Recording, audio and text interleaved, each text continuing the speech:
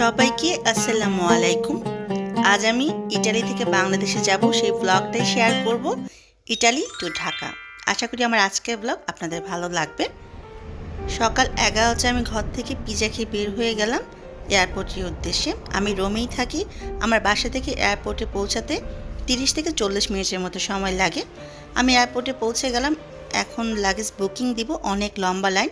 Booking দেওয়া শেষ। এখন আমি ইমিগ্রেশনের জন্য লাইনে দাঁড়াবো। ইমিগ্রেশন শেষ করলাম। এবার আমি বিমানের গেটে যাব। আজকে এমিরেটসে যাচ্ছি। গেট নাম্বার খুঁজতে খুঁজতে আমি চলে এসেছি আলহামদুলিল্লাহ। এবার অপেক্ষা করব। সময় হয়ে গেছে, সবাই দাঁড়িয়ে আছে বিমানে ওঠার জন্য।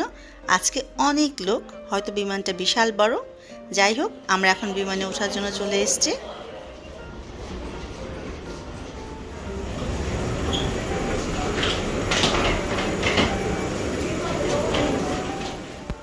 বিমানে উঠে গেলাম। আমার সিট সামনে রেখে এসে এই জন্য ওয়েট করছি।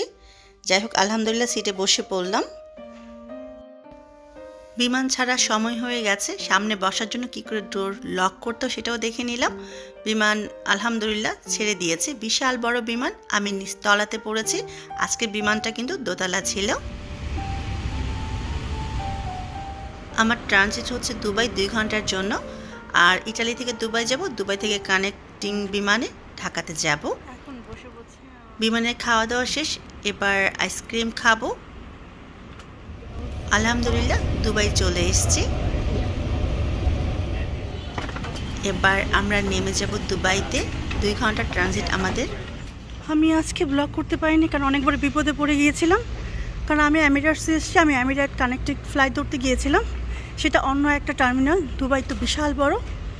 সেখানে গিয়ে শুনি আমাকে নাকি এমিরেটসের টিকিট দেওয়া হয় নাই, দুবাই এয়ারলাইন্সে দেওয়া হয়েছে। সেই জন্য আবার আমি একা একা সবাইকে ছেড়ে দৌড়ে অন্য একটা টার্মিনালে আসলাম।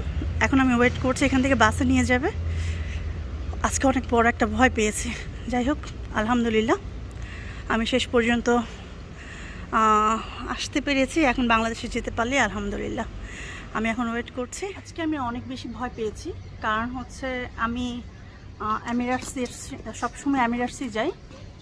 তো আজকে যখন এমিরেটসে এসেছি দুবাইতে, এমিরেটস ফ্লাইটের নাম্বার হচ্ছে ইকে। আমার টিকিটে কিন্তু এই কানেক্টিং বিমানটা ইকে দেওয়া ছিল, কিন্তু আমাকে ইকে মানে এমিরেটসে না দিয়ে দুবাইতে দিয়েছে, যেটা আমাকে আগে বলে দেওয়া হয়নি। ভয় ঘামাইতেছি। হ্যাঁ হ্যাঁ হ্যাঁ, আমি ইটালিতে 21 বছর থাকি। অনেকবার দেশে গিয়েছি। এরকম পরিস্থিতিতে এই প্রথমবার বললাম।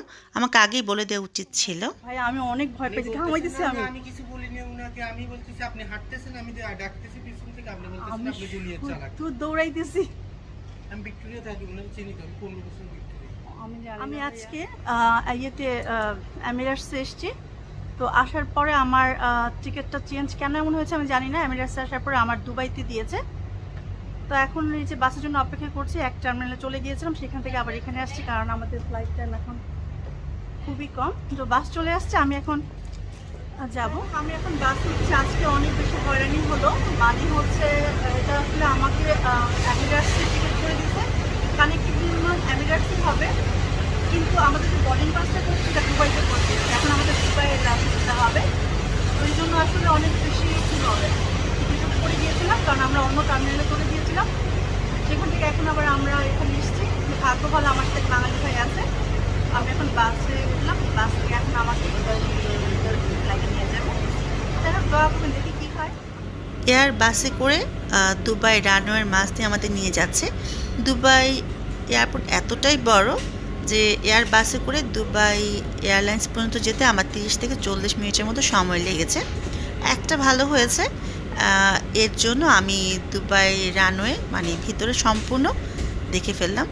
বিশাল বড়, আসলে নিজের চোখে না দেখলে বিশ্বাস করার মতো না। আর এরকম সিচুয়েশন না পড়লে হয়তো কখনোই দুবাই রানওয়েটা আমার কখনোই দেখা হতো না এত কাছ থেকে। আধা ঘন্টার মতো বাস চলেছে, এখন বাস থেমেছে। এখন আমরা নেমে যাচ্ছি। নেমে এখন আমরা আমাদের গেট হচ্ছে F10, সেখানে যাব। আমাদের আবারও চেকিং করতে হবে। চেকিং করে বিমানে উঠতে হবে। দুবাই এয়ারলাইন্স একটু লেট হয়েছে, যার জন্য আমি বিমানটা পেয়েছি। যদি লেট না হতো তাহলে আজকে ফ্লাইটটা আমার মিস হয়ে যেত।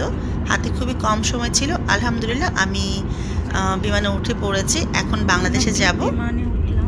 আমি ইন্টারন্যাশনাল যে ফ্লাইটগুলোতে যাই সেই বিমান থেকে এই বিমানটা অনেকটাই ছোট, আর ইন্টারন্যাশনাল বিমানের মতো এত উন্নতও না।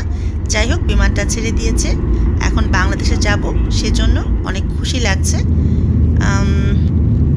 আপনারা যারা দেশে যাবেন তারা অবশ্যই কানেক্টিং বিমানটা কোন এয়ারলাইন্সে এটা জেনে তারপর যাবেন। যাদের সাথে এরকম সিচুয়েশন হয়েছে তারা তো জানেনই, আমার সাথে প্রথমবার হলো, সেজন্য আমি অনেক ঘাবড়ে গিয়েছিলাম। আমি অনেক টায়ার্ড, এখন খাবারটা খাবো।